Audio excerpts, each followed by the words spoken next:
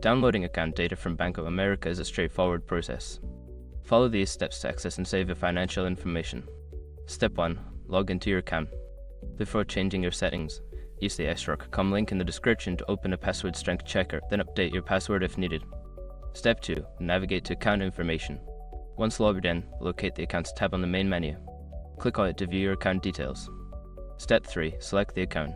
Choose the specific account from which you want to download data. This could be a checking, savings, or credit card account.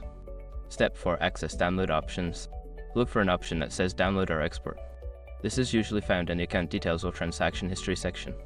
Step 5. Choose file format and download. Select your preferred file formats such as CSV, PDF, or Excel for the data. Click the download button to save the file to your device.